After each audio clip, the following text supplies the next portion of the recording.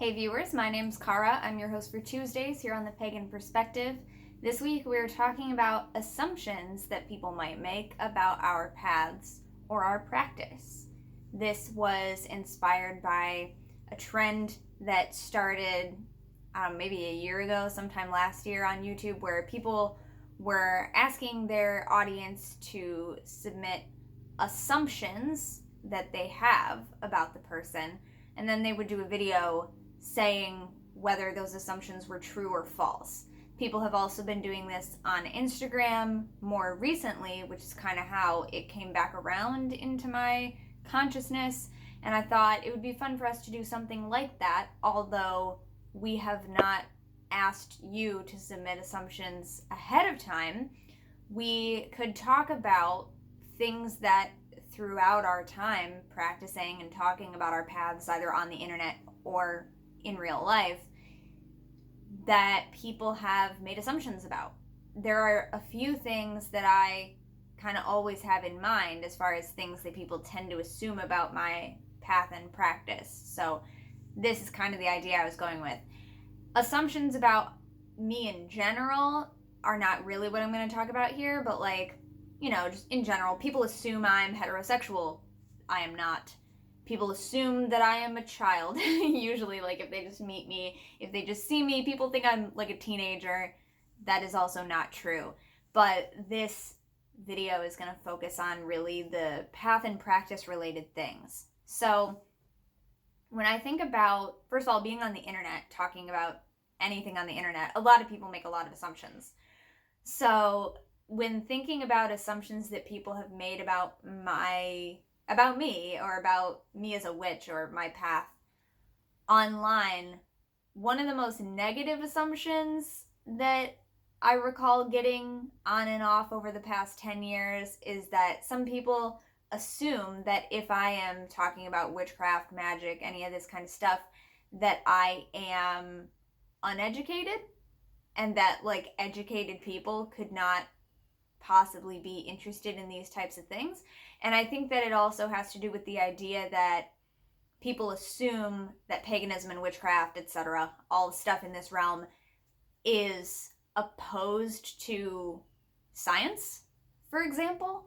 So I think it might come from there. It might also just be, I think, with some people, because I've gotten this from people within the neo-paganism realm as well, people whose own paths and practices would fall under that category. I think that it also is used often just as an insult more than an actual assumption, so it comes from people who don't agree with the way that I think about things, and so in order to make themselves feel better and not have to accept or acknowledge a different viewpoint, they say, oh, well, that person must just not be educated. So that is something that I have heard repeatedly over the years, and whether it's, again, from non-pagans who just assume that we are not rational thinking people, or that we could not possibly know about science or reality or whatever, or if it's coming from people within the community who are lobbing it as an insult at each other because you don't like the way that someone else thinks about something. So related to this, I've had people say that I am, not a critical thinker, which of course also is not true. So I think that those come from mostly just wanting to insult someone and insult someone's intelligence more than truly believing that they are not intelligent. So yeah, that was the kind of the first one that came to mind when thinking about just internet assumptions that I've gotten in comments over the entire time I've been talking about this stuff on YouTube. The rest of these are more general, could be on the internet, could be people in person, assumptions that people tend to make. So the biggest one, and I do have a list here in front of me just in case I forget, but the biggest one and kind of the first one for a lot of people is people assuming that I, or that we, that any of us are Wiccan. And I know that this is an assumption that some non-Wiccans really despise, and it really bothers people to just constantly be assumed to be something that you're not. And I always just like to point out that even though, like for me, okay, let's start for me. I started talking about this stuff on the internet at a time when I did identify as a Wiccan. I identified as a Wiccan witch. I was very clear that I was not an initiate. I was not a member of a tradition or anything like that, but I did identify with the term Wicca. And so back then, I knew that Wiccans weren't the only witches, but it didn't occur to me as much that people were assuming that I was Wiccan, because that is how I was identifying. So I didn't really notice it if they said it to me, because I talked about it and I talked about being a Wiccan. So if anything, I assumed that they just heard me talk about it and knew that that's how I identified. But now that I do not identify specifically as a Wiccan, I notice it more. I still identify with Wicca in the sense that Wicca is a big part, well, again, non-traditional, non-initiated, etc. forms of Wicca, what we call that, have been a big part of my path and like coming up in this and what I do. I also sometimes work at the Buckland Museum, and Raymond Buckland was a Wiccan, is a big name in Wiccan history. I talk to people about Gerald Gardner, all this kind of stuff. So I consider Wicca part of my sort of spiritual lineage and like the way that I've gotten to where I am today. But I don't identify as a Wiccan. And so now when people assume that I am Wiccan, I like to just tell them I'm actually not a traditional Wiccan. I am not an initiated witch of any kind, really. But, I would say I'm not a traditional Wiccan, but I do identify with Wicca as part of my influences. But I don't identify as a Wiccan anymore because I see those terms very differently. And so, but I would just urge people to, I know it's still annoying to be assumed to be something over and over and over and over that you're not.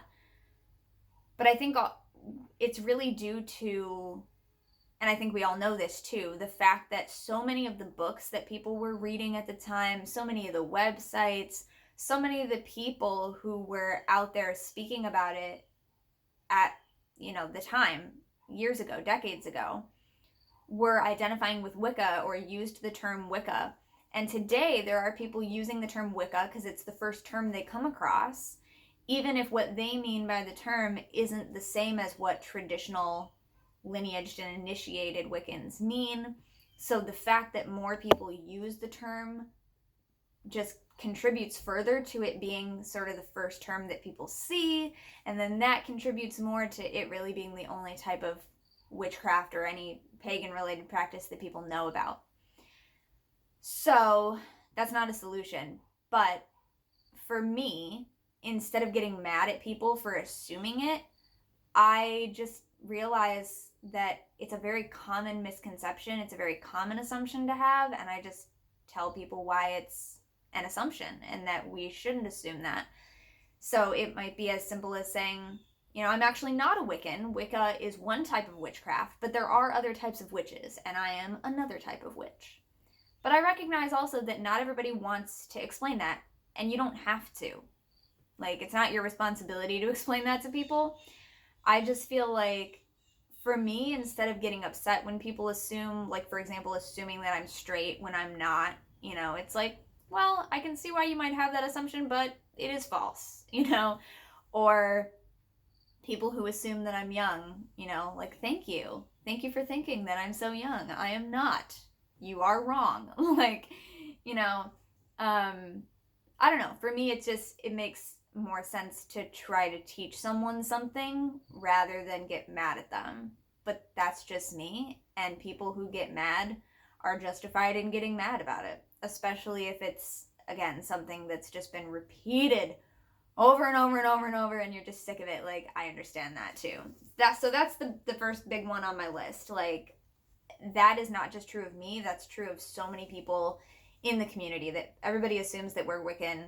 It's not necessarily true, but even if it is partially true, I think we can help the entire community by letting people know that, like, for example, if you are Wiccan and someone assumes you're Wiccan before you've like said anything, I think it could still be helpful to say, I actually am Wiccan, but just so you know, it's not the only type of witchcraft out there. Because I don't know, if it comes up in a conversation to where you know that it was an assumption that the person made, like I don't know, if I'm wearing a pentacle out in public and someone sees it and says, "Oh, are you Wiccan?" I might ask, why did you think that? Or like, why are you asking? Oh, because I saw the pentacle. And then I might say, oh, yes, well, I do identify partially with Wicca, but many pagan paths might use the pentacle, if that's the example, right? So not all witches are Wiccans. I think it's worthwhile to mention that because that can also just help the community at large. So even if we do identify with Wicca, I don't know. Again, you don't have to do that. You're allowed to just get mad. You don't have to, you do not have to educate people. That is not your job. It's not any of our, well, for some of us, it might be our job, but just saying. The next thing that I have, somewhat related, and again, it's like it might be true or it might not be true, but it's still an assumption, and the way that it comes up, you know that people are assuming it. And yeah, so assuming that everyone who identifies as a pagan or witch or whatever works with or worships deities, or assuming that we all have really strong devotional relationships with deities or to deities or whatever. Assuming the way that people relate to deity. That's a big one throughout the years for me, because I don't know, just a lot of people that I talk to, they know it has something to do with religion, right? And so it's like, oh, awesome. Like, I'm glad you know it has something to do with religion. But a lot of people assume, you know, we must all have matron and patron deities, and we must all have these elaborate rituals in which we worship them, and devotionals and whatever. And that can be a sore spot for some of us who maybe have wanted to pursue those relationships or connections, have been trying to learn more or form those connections or whatever, but as yet do not have those things. And so it's an assumption, but it also can somewhat, like, it's a little bit of a pang of like feeling judged, because you almost want to be where that assumption thinks that you are, but you're not. And so when someone assumes it, not only are you like, well, you're making an assumption about me and that might not necessarily be true, but it's also like, I really should be there. I really should be doing that. I should have that amazing connection that these other people that I look up to or that I follow online or whatever have with their gods. Like, I should have that. And so when people assume it, you have to be like, actually, no, I don't, but I really wish I did. Like, you know, judgment. There just feels like there's judgment in that. And so that's been a big one for me, because I do believe in deity, but the way that I interact with deity is very different than how people tend to assume it, really. And then related to that, the two kind of big things that I know of that we tend to categorize paths into is like, is your path deity based or is it earth based? And that can be an assumption in itself, that someone's path has to be one or the other, or both. I mean, they're not mutually exclusive. They can be together. You can have deity and earth natural cycles as a main focus of your path and practice. But for example, if someone says that they do not have anything to do with deity, that they are non-theistic or whatever other terms they might use, or an atheist pagan, then we might assume, okay, then for you it's nature-based, or vice versa. If somebody says my path has nothing to do with nature, then we might assume it's about the gods, whatever. So there could be an assumption in there too. But like for me, I know I consider myself an earth-based practitioner, and I actually put this on the list not because other people talk to me about assuming what I do with this, but I tend to assume it. I've noticed that I tend to assume that people who identify in similar ways to me are probably also earth-based practitioners. And I've learned, especially within the past year, I've been talking to some people who have then told me, like, no, my path isn't earth-based. I don't really consider it to have anything to do with the cycles of nature.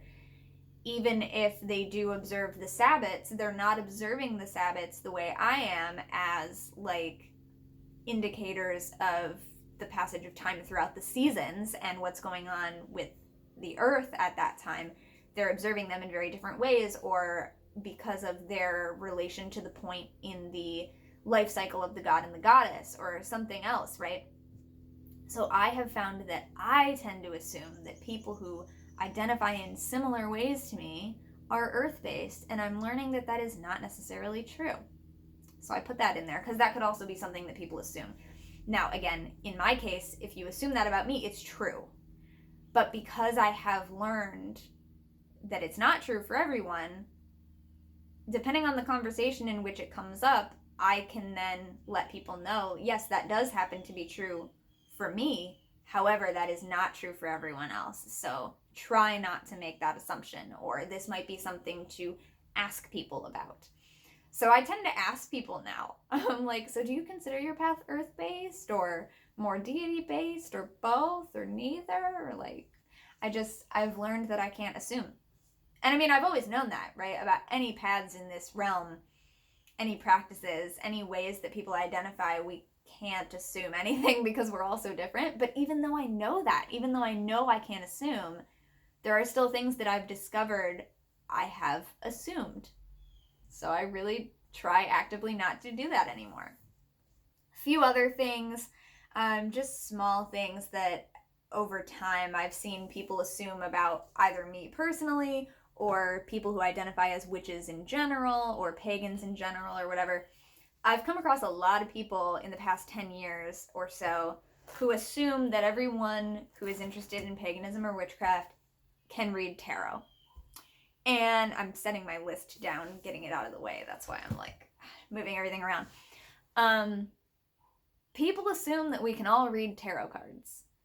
And I think there are a lot of assumptions within that itself. Like I could probably do a whole separate video about assumptions that people make about tarot readers and the tarot in general. But this is interesting for me because years ago when I started making videos and stuff, people always assumed I could read tarot, and it annoyed me because I didn't read tarot at the time, but I did read oracle cards and I did other types of divination. But again, it was kind of that annoyance that came from feeling like I should be able to do that thing, but I couldn't yet. So it was partly like, how dare you assume, but also like, how dare you judge me for not being able to do this thing. Like I feel like that's part of what was underlying that feeling of annoyance that came from that assumption. And so when I first started, I had to explain to people I don't actually read tarot. Like tarot is a specific system, specific types of decks of cards, but I do read cards. I read oracle decks. And at the time I had a few oracles that I worked with. I owned some tarot decks, but I just didn't vibe with them at the time. But I did want to learn the tarot system eventually. I just hadn't yet. And so now it's different because I do read tarot now. I've been reading tarot for years now. And I had been studying it before that, but I didn't read for other people. I didn't feel confident calling myself a tarot reader, right? So again, that assumption was kind of like, well, no, first of all, you're assuming, but also I kind of wish that I was. So when people assumed it, I could be like, yeah.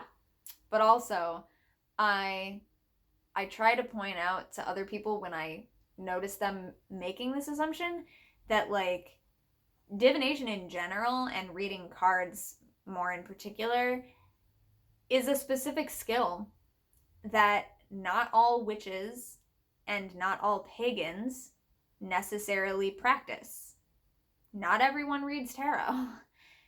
And also, not everyone who reads tarot is a pagan or a witch. So it's this kind of stereotypical connection that gets made for people, that they just assume if you're a modern witch, maybe they know someone who identifies as a witch, is a Wiccan, and reads tarot. So maybe if they find out you're a witch, they assume that you're also a Wiccan and that you also read tarot, because they just, in their mind, that's what it means. And so, yeah, just like trying to uncover, like, why do you say that? What makes you think that? What gave you that impression? Like, if someone walks up to me and they're like, hey, could you read my tarot cards, Wiccan?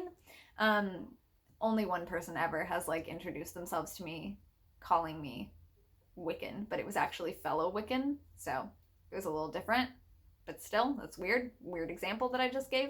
But if anybody were to do that, I'd be like, whoa, like, I've never met you, I've never seen you, why are you saying this? I might assume, oh, they must have seen my YouTube channel.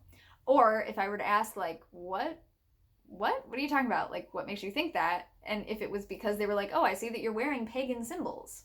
So I just assumed, like, uncovering why people assume things sometimes is a fun conversation. Sometimes it's not a conversation you want to get into at all. And again, you don't have to. But it might be something that someone assumes because they know someone else for whom it is true. So, yeah, just explaining to people it is true, it's not true, whatever. So tarot is a big one. Also, I've come across a lot of people who just automatically assume that every pagan knows everything about crystals. And again, this is a tough one because I do know stuff about crystals because it is an interest that I've had, and it's something that my mom and I researched together a lot of the time, and I have a fairly substantial crystal collection. I won't say huge, but also not like just a few, because of my mom, again, really. So it's a little difficult because I do happen to have a lot of crystals and I do happen to know some stuff about crystals, but at the same time, I don't think it's a helpful assumption for people to make that just like that all pagans or witches are into crystals, because not all pagans and witches use crystals. It tends to be kind of an overlap interest with the New Age realm, which not all pagans and witches have any connection with New Age stuff, but some of us do. And so there's like layers of assumptions that happen there. But yeah, I feel like there can also then be a pressure that like people expect us to know everything about all of these things. And so a lot of people, including me, I've felt this too, have felt this pressure to know everything about everything that people stereotypically associate with witchcraft. And that's just kind of my personality too. I like to be the jack of all trades, master of none type of thing. I like to know a little bit about a lot of stuff. However, that means that I never end up knowing everything about anything. And I'm kind of okay with that. Like, I don't consider myself an expert in anything except my personal path and what I do, because I am me and nobody's better at that than me, and nobody knows that better than me. But other than that, I don't claim to know everything about anything. And so it can feel a little weird when you discover that people have assumed that you know about everything related to witchcraft. And I still feel that. Like, I had a conversation the other day with a friend who started talking to me about some like occultist ideas, and I don't know a lot about a lot of like traditional occultism. That's not been my path. I know some of it now because I've been teaching myself more about anybody who has a connection to the Buckland Museum collection, so that when I'm talking to people about the artifacts in the collection, I know a little bit about the background of some of those people. But again, that's part of my desire to know a little bit about a lot of stuff. But I am not going to dive deeply into any one of those other paths and like try to become an expert on it. And so the next thing on my list was actually other paths. People assume that we all know everything about other paths because again, I like to know a little bit about other paths that exist, mainly so that when I come across someone who has a specific interest in something, and maybe they talk to me about their path, I like to be able to already know a little bit about it in order to have a conversation and let them know that I've heard of that, or like I know a little something. But also, if people come to me and they're like, I'm interested, I don't know what path to follow, maybe I ask them a few questions. What kind of stuff are you interested in? Maybe I can help point them in a direction to a path that I don't know everything about it, but I know that it involves some of the stuff that you've said you're interested in, right? So this is just kind of a thing that I like to do. And to be able to make these connections to all sorts of other things, but without being an expert in any of them. Like, yeah, people assume a lot of things. I don't know everything about everything. Just because I'm a pagan doesn't mean I know everything about every type of paganism. And just because some of us do like to do a lot of basic research and know a little bit about everything, that doesn't mean that everyone else has to even know a little bit about other paths. If it's not your path, you're not really under any obligation to know about it. However, for those of us who do like to hear a little bit of insight into other people's paths, I mean, that's kind of the inspiration for the Pagan Perspective collab, was for a bunch of people who have different approaches to things to talk about the same stuff. So I know that if you're here, you probably are somewhat interested in knowing a little bit about a lot of stuff. So that probably biases the opinion of a lot of the people who are in the audience of the Pagan Perspective, because if you watch this channel, you're probably similar to me in that sense, that you like to know a little bit about a lot of stuff.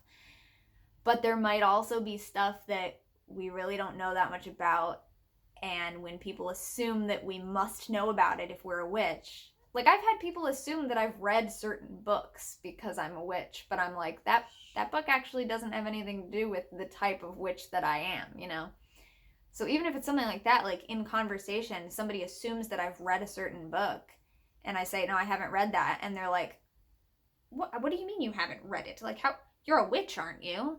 How can you've been practicing for how long, and you've never read this book? Like, yeah, there are a lot of books I haven't read yet, if you can believe that.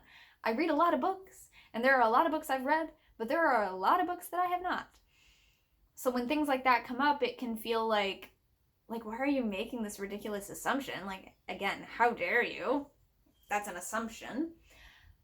But at the same time, it can kind of feel like this pressure to know the thing. Like, maybe I should have read that book, But if it's not my path, then I'm like, I have to remind myself, like, no, I'm under no obligation to read that book if it's not something that I am interested in. Just because it had a hand in the history of witchcraft overall, just because it's about someone else's path.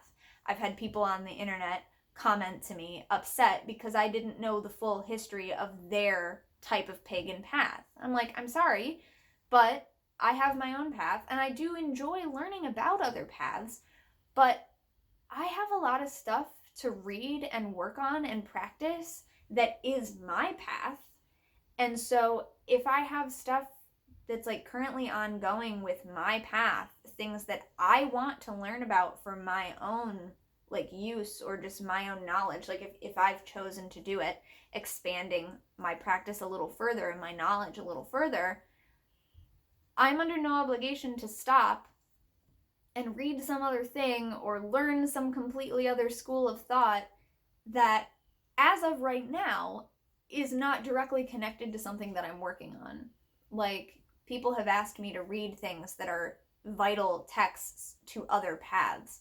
And it's not that I'm like, no, I never want to read that book, or I refuse to read that book, but it's just like, maybe one day I'll get to it. But right now, I'm reading a lot of stuff that I want to read from my own knowledge base of something that I am currently working on, something that I am currently working to develop for my personal practice. And so I think we just need to remember that. Like, we haven't all read the same stuff. We don't have to. We don't all know everything about everyone else's path. And so that kind of even comes back to the thing about people assuming that we're all Wiccan. We have to remember that not everyone, like, people are not obligated to know every type of witch out there. And it can be frustrating that most people, like, in general society, like non-pagans, only have heard of Wicca. But there's also, like, a reason that they've only heard of Wicca, because Wicca is what was getting the PR, the direct public relations for years. And so unless we are out there teaching non-pagans about the other things that exist, it's kind of like we can understand why they make the assumption. People assume that the gods that they've learned about in mythology in their English class, lots of people have learned about these myths, but people assume they're myths. People assume they're fictional.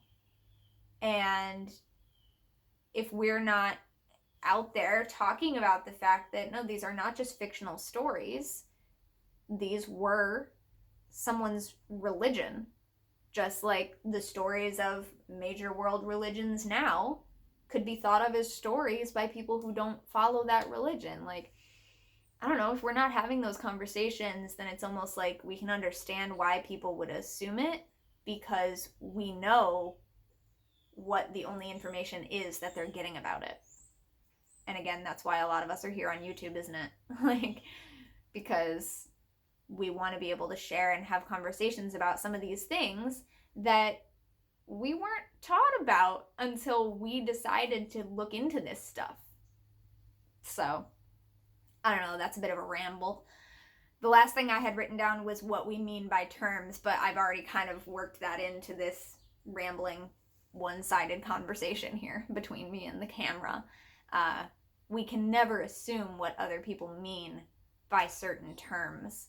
Even if we think we know what witch means, even if we think we know what Wiccan means, because, everything. If we think we know what pagan means, neo-pagan, or any of these terms, what we think the term means might not be what someone else thinks the term means. And, some things might have slightly more objective definitions.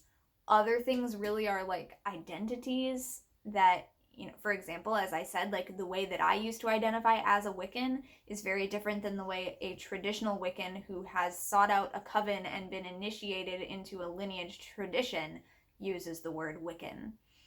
And some people might argue only one of those is truly Wiccan and the other should not call themselves that. Like, I've known people who have said that they think certain groups are the only true groups and the only ones allowed to call themselves witches, and other people should call themselves something else. And so there are opinions that people have about that kind of stuff.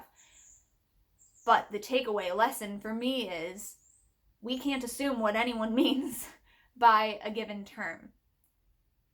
And there are definitions, but there are also a lot of people who have given different definitions, and so we might assume someone is using a definition that we know about, but they might actually be using a different one that someone else that whose book they read the way that they defined it, and we haven't read the same book. So I really do like to read. There are a lot of books on my list, things that I want to read that I do feel kind of like, I'm kind of surprised that I haven't read this book yet. But there are other books that I'm like, yeah, I know a lot of people have read those, but I really don't feel like reading it. And so maybe I'll read it later on in life when I've gotten through all the books that I really want to read for my own practice. But not right now. Maybe in 10 years I'll be really interested in reading that book that someone really wanted me to read 10 years ago. And I didn't want to because I felt like it had nothing to do with me. Maybe 10 years from now I will feel like it has something to do with me, or I will just have more time to branch out and read things even if I think they have nothing to do with me. Because I don't think there's anything wrong with that. And again, it's not that I refuse to read it on principle. It's just there's only so much time in the day, and we need to prioritize and decide what we're going to spend our time on. And I like to spend my time trying to help people make fewer assumptions by telling them that's not exactly true. And that might be true of me, but it's not true for everyone. So just so you know, before you go say it to someone else, that is, that's an assumption, or that's a misconception, or whatever. I like to spend my time that way. And, I do that at the museum when I work there, and I do that in my videos, and I do that in conversations with people online and in person. And it is something that I think is worthwhile. Could I be using that time to read an obscure book? Maybe. Maybe. But I have trouble focusing on reading sometimes. Anyway, I'm done making tangential references back to my own video now. I will see you next month, because next week is Subs Week. Thank you very much for watching and or listening to this video. I hope that it was entertaining. I hope it helped you spend some time. I hope maybe you learned something, but also maybe you didn't, because again, you're already watching Pagan Perspective. And the main idea of this video is that we can't make assumptions, and we shouldn't make assumptions. And even if we know that, we might still be making assumptions, and noticing when we're doing that and trying to break it down, like, why did I automatically think that about someone or something, can be very worthwhile, because it can help us to hopefully not make that assumption in the future and maybe ask different questions. Thanks. I'll see you next time. Don't forget to be awesome. Blessed be. And goodbye.